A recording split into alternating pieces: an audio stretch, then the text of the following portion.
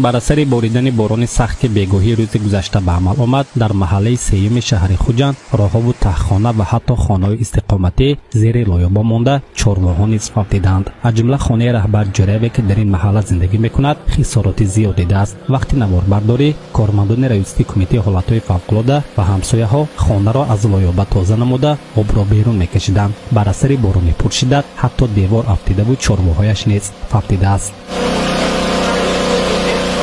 ساعت همین 5 بود 5 گذشتگی بود باران سخت باری جدا سخت باری تنابا خودیم سکواش باید ریخت است یک بریم برامدم دروازه بیرون بینم چی خیلی کوچی بینم کانال باید آب رفت است این دروازه همسایه آویش می زیبایم برفت است سکواش باید اونجا سونیم باید کدام قینام سچم برو آدم این پیش دروازه خانه ایستادم دیوال بینم هم تو فرو رفت و یک قدی آدم بای آب همون قینام که سچم تیله دادم تو برامدگی میدانم دا هم برامدگی بدیم که درب زده آدر می فرست که برامده ای که برفته همه جی آب زیر کردن خانه ما برامدیم سانی زیر کرده آب درامده نمیشد بتون درامده ما کوچو برام اگر نمی برامدیم خدا ما ادا بودیم نیکی کما کاغ مانده. شوهر رهبر جریب نزدیک 4 سال می شود که وفات کرده. حالا وی همراه خوشنامان و یک فرزند 12 سالش در اینجا زندگی می کند. او به اصطلاح کوارترش را فروخته در این مکان حول بنیاد کرده. همچون اویله کم بزاعت نیز به قید گرفته شده است. از بس که خوشنامان بیمار دارد امکانیت کار کردن ندارد. طوری که میگوید شب را در خانه همسایه ها روز نموده. من بعد با این احوال چگونه زندگی می نماید. سن بعدی وی دروازه کشادن آب برآمد بینیم همه جا لایقه همه جا آب و رسپا در آن زندگی نمیشه دکن من را یاردم تیگم من شوهرم گذشتگی یک تا قینای پیرم و سچه 12 سالم هم کار نمیکنم خودم آزه همسایه ها من نمیوه که دوستین آب باشه کشتاسیه نه آب باشه گران پتافتاسیه که من خودم نمیتونم من سچه هم مایده و هم نمیتونم یا مرغامون مدت است یه گوساله بوده یا مندگی. برای برطرف نمودن خسارات سیل همسایه ها نیز به او کمک می نمودند. آنها میگویند که شرایط این خانواده خیلی وزنین است و امیدوارند که پس از دیدن نوار در ماه رمضان نفران خیرخواه و حکومت نیز به این خانواده حتما یاری خواهند رساند. تلفن کرد که میخواد خانه آب زیر کده گفته بی مگر خانه تا نیم میخونی 2 متر آب زیر کده همسایه همه جای زده یک لوچه درش کشوده تیله کده داره آب بیریم برآورده منه همش تازه کده کم تون میکن واژه یاردم که دوستیم یا باشه برآورده پرفته سال تازه که دوستیم دیوالا چپه شده است مرغاش مردگی همه چیز دنیا آبنده یگان جای سیتش موندگیش نه یا جای کشتنش هم نیست همش رسوا شده هم تو لای به وایش خورست است اگه من حکومت یاردم کنه یک دینت شخصی خیرخواه یاردم کنم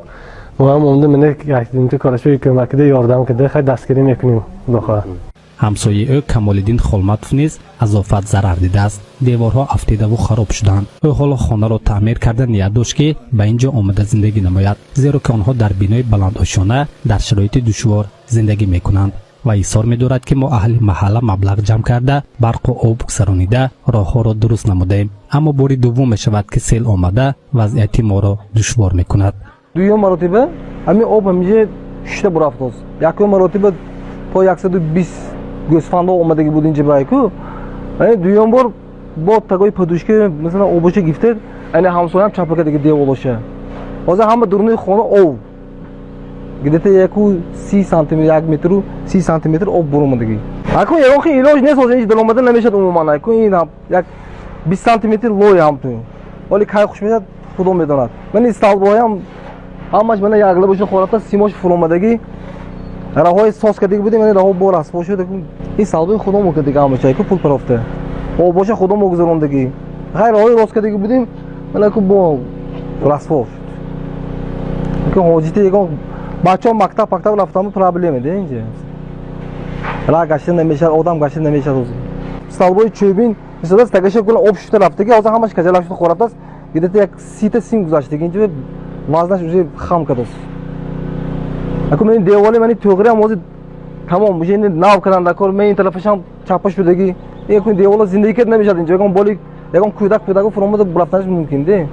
طوری که از رئیس کمیته حالتهای فوق‌العاده ولایت اطلاع می‌دهند بغیر از شهر خوجند همچنین در ناحیه‌های بابوچان غفورov جبار رسولov و شهر اسپره خسارات سیل به قید گرفته شده است. عین حال کارمندان برای برطرف کردن عاقبت‌های آفت طبیعی مشغول بوده روزهای نزدیک ضرر آن معین کرده می‌شود. از آن جمله با میکروناحیه سیومی شهر خوجند،